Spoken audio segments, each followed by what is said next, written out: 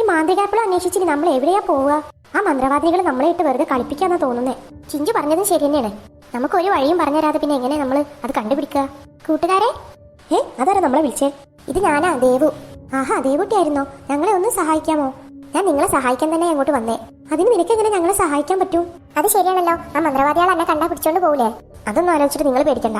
എന്നെ കൊണ്ട് കഴിയുന്നത് പോലെ ഞാൻ നിങ്ങളെ സഹായിക്കും. അവരിത് നിങ്ങൾക്ക് ഒരുക്കിയ ഒരു കെണിയാണ്. അതെത്തിനാ ഓല അങ്ങക്ക് കെണി ഒരുക്കിക്കണത്? ശരിയാ, എനിക്ക് അപ്പോഴേ ഒരു പന്തികേട് തോന്നിയതാ. അല്ലെങ്കിലും മന്ത്രവാദിനികളായ അവർക്ക് കണ്ടുപിടിക്കാൻ പറ്റാത്ത സാധനം നമ്മളെ ഏൽപ്പിച്ചത് എന്തിനാ? ചിഞ്ചു പറഞ്ഞതാ ശരി. അവരാ മാന്ത്രികാപ്പിൾ ഒരുപാട് കാലമായി തിരയുന്നു. അവർക്ക് ഇതുവരെ അത് കണ്ടെത്താൻ സാധിച്ചിട്ടില്ല. അത് ശരി. അവർക്ക് നിങ്ങളെ ഇവിടെ നിന്ന് വിടാൻ യാതൊരു ഉദ്ദേശവും ഇല്ല. അതോടേക്കാരല്ലേ ഓല ഇങ്ങനെ ഒരു കെണി ഒരുക്കിയത്? അതെ. ഇനി ഞങ്ങൾ എന്താ ചെയ്യുക? അതന്നെ, ഞങ്ങൾ ഇനി എങ്ങനെ ഇവിടുന്ന് രക്ഷപ്പെടുക? നിങ്ങൾ പേടിക്കണ്ട, ഞാൻ നിങ്ങളെ സഹായിക്കാം. ഈ മാന്ത്രിക കോട്ടയെ കുറിച്ച് എന്റെ മുത്തശ്ശിക്ക് അറിയാമായിരുന്നു. എന്റെ മുത്തശ്ശി ചെറുപ്പത്തിൽ എനിക്ക് ഈ മാന്ത്രിക ആപ്പിളിനെ കുറിച്ചൊക്കെ പറഞ്ഞു തന്നിട്ടുണ്ട്. അതെയോ? ഈ മാന്ത്രിക ആപ്പിൾ ഇരിക്കുന്ന സ്ഥലം എവിടെയാണെന്നൊന്നും മുത്തശ്ശിക്ക് അറിയില്ല. പക്ഷേ ആ മാന്ത്രിക ആപ്പിളിന്റെ അടുത്തെത്താനുള്ള പല രഹസ്യങ്ങളും ഈ കോട്ടയുടെ പരിസരത്തും മറ്റും ഉണ്ടെന്നാ മുത്തശ്ശി പറഞ്ഞു തന്നെ. നമുക്ക് എല്ലാവർക്കും കൂടി ഇവിടെ പരിശോധിച്ചാൽ ചിലപ്പോൾ അത് കണ്ടെത്താനാവും. അപ്പൊ നമ്മൾ എല്ലാവരും കൂടി ഇത് പരിശ്രമിച്ചാൽ നടക്കുമല്ലേ? അതെ, നമ്മൾ ഇത്രയും പേരില്ലേ, നമ്മളെല്ലാവരും കൂടി ശ്രമിച്ചാൽ നടക്കാത്തതായിട്ടൊന്നുമില്ല. ഇത്ര വലിയ കോട്ടന്റെ ഉള്ളിൽ നമ്മൾ എന്ത് രഹസ്യം കണ്ടുപിടിക്കാനാ? നമ്മൾ ശ്രമിച്ചാൽ നമുക്ക് എന്തായാലും അത് കണ്ടെത്താൻ സാധിക്കും, എനിക്ക് ഉറപ്പുണ്ട്. ചുട്ടു പറഞ്ഞാലും കാര്യമുണ്ട്, നമ്മളെല്ലാരും കൂടി ആദ്യം ശ്രമിച്ചാലേ നടക്കുള്ളൂ. എന്നാ എല്ലാവരും നടക്കുക, നമുക്കൊന്ന് തപ്പി നോക്കാം. എല്ലാവരും എന്റെ പിറകെ പോരെ. അവൾ എന്തോ എഴുതി വെച്ചിട്ടുണ്ടല്ലോ. എന്താ അത്? വായിക്കാനും കഴിയുന്നില്ലല്ലോ. ദേ ആമി, അബു, ഇങ്ങോട്ട് വാ. എന്താ ചിഞ്ചു? ദേ ഇവിടെ ഒരു എഴുത്ത് കാണുന്നുണ്ട്. ഞങ്ങൾ അങ്ങോട്ട് വരുന്നു.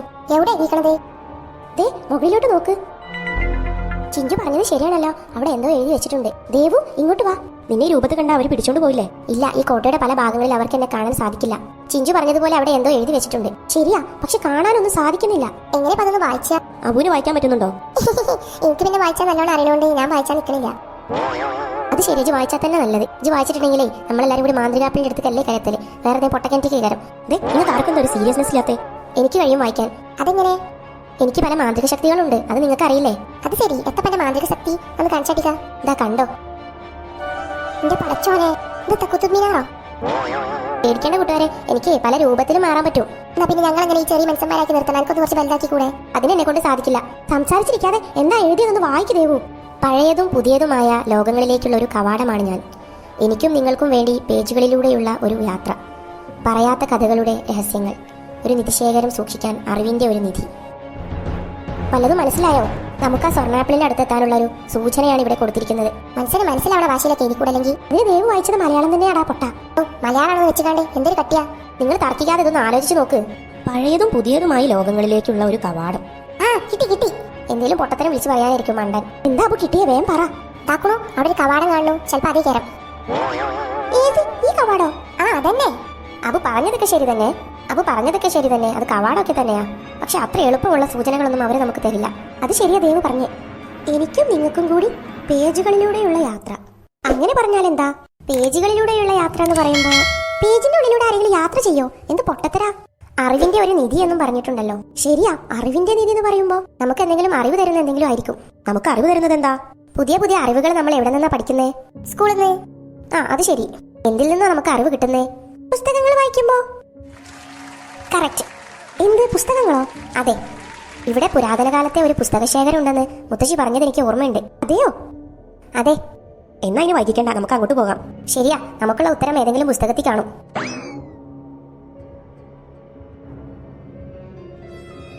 ഓ, എന്തോരം പുസ്തകങ്ങളാ ഇവിടെ. ശരിയാ, ഇവിടെ നിന്നും എങ്ങനെ കണ്ടെത്താനാ? അതെ, ഈ എല്ലാ പുസ്തകങ്ങളും മറിച്ചു നോക്കേ.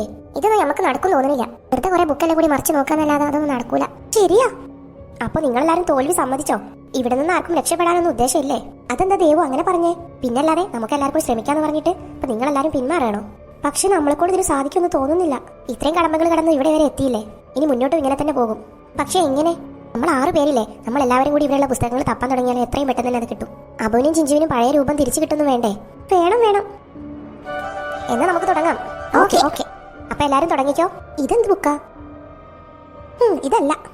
ഈ ബുക്കാന്നാ തോന്നുന്നുണ്ട്. നല്ല കട്ടിങ്ങനൊക്കെ ഉണ്ട്. അപ്പൊ ഇതിൽ തന്നെ ഉണ്ടാവും. ഇതിലൊത്തും കാണുന്നില്ലല്ലോ. ആ മന്ത്രവാദിത്തള്ളാര് വെറുതെ മനസ്സിനെ പറ്റിച്ചാൻ വേണ്ടിട്ട് വരുന്ന കാട്ടിക്കൂട്ട്. ഇവിടെ ഇനി തപ്പാൻ ഒരിടവും ബാക്കിയില്ല. അവര് നമ്മളെ വെറുതെ ഇട്ട് കളിപ്പിക്കാന്നാ തോന്നുന്നേ. ശരിയാ ദേവുട്ടി, എനിക്കും അങ്ങനെയാ തോന്നുന്നേ. നീ എന്താ ഒന്നും മിണ്ടാത്തേ? ദേ അങ്ങോട്ട് നോക്ക്, അവിടെ വെളിച്ചം കാണുന്നത്. എവിടെ? ദാ അവിടെ, അങ്ങോട്ട് നോക്ക്. വിഷ്ണു പറഞ്ഞത് ശരിയാ, അവിടെ എന്തോ ഉണ്ട്. എല്ലാവരും വാ, നമുക്ക് അങ്ങോട്ടൊന്ന് പോയി നോക്കാം. നീ അങ്ങോട്ട് നോക്കിക്കേ, അവിടെ ഒരു പുസ്തകം. ചിഞ്ചു, നീ അതൊന്ന് പോയി എടുത്തു നോക്ക്. എനിക്ക് പേടിയാ, അതിൽ വല്ല ഭൂതവും പ്രേതൊക്കെ കാണും. പിന്നെ ആരാ എടുക്കുക?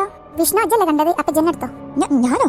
എന്റെ പൊന്നു മോനെ, എന്നെ വെറുതെ വിട്ടേക്ക്. എന്നിട്ട് വേണം ആ പ്രേതം എന്റെ മേത്ത് കൂടാൻ. നീ എടുത്തോ, നീ വല്ല ധൈര്യശാലിയല്ലേ. ചിലക്കാതെ പോയിക്കൊടുന്നേ, അല്ലെങ്കിൽ തന്നെ പോലെ എന്നെ ഒന്നരടി നീളാക്കിക്കണം. ഇനിയിപ്പോ അതും കൂടി എടുത്തിട്ടുണ്ടെങ്കിലേ ചിലപ്പോൾ ഞാൻ വാങ്ങി പോകും. ആ, അവൻ പറഞ്ഞതിലും കാര്യമുണ്ട്. നിങ്ങൾ ആരും പേടിക്കണ്ട, ഞാൻ എടുത്തോളാം. ആ, എനിക്ക് എടുക്കണ്ട നല്ലത്, അല്ലെങ്കിൽ തന്നെ പ്രേതല്ലേ. പ്രേതത്തിന് ഇനിയിപ്പോ ഒരു പ്രേതാക്കി മാറ്റാൻ പോലും പറ്റൂലല്ലോ. ഹോ, എന്തൊരു കനമുള്ള പുസ്തകം. എന്നാ പിന്നെ അതിൽ കനായിട്ട് എന്തെങ്കിലും കാണും. നോക്ക്, ആ ബുക്കിൽ ഇത് തിളങ്ങുന്ന കല്ലിരിക്കുന്നേ. ഇതേ വജ്രക്കല്ല. വജ്രോ? അപ്പൊ വിറ്റാ കുറെ പൈസ കിട്ടൂലേ? പൈസയൊക്കെ കിട്ടും, പക്ഷെ ഇത് ഇവിടെ എടുത്ത് കൊണ്ടുപോകാൻ പറ്റില്ലാന്നേ ഉള്ളൂ. ഇതെത്താ എടുത്തോണ്ട് പോയാലേ നിനക്ക് ഇവിടെ തന്നെ നിൽക്കാൻ കാലാകാലം. ഇന്നാ മാണ്ട. ദേവു, നീ ഇതൊന്ന് തുറന്നു നോക്ക്. ശരി. ഇതെത്താ അമ്മ അവിടെ ചെറിയ നോക്കി നിൽക്കണത്. കുറച്ചങ്ങോട്ട് വിട്ടിക്ക് നിന്നാളാ. ഓളെ തുറക്കുമ്പോഴേ ചിലപ്പോൾ തേനൊക്കെ മേത്തൊക്കെ തെറിച്ചു. ഞാൻ കുറച്ചങ്ങോട്ട് നിൽക്കട്ടെ, നിങ്ങൾ ഇവിടെ നിന്നോളി.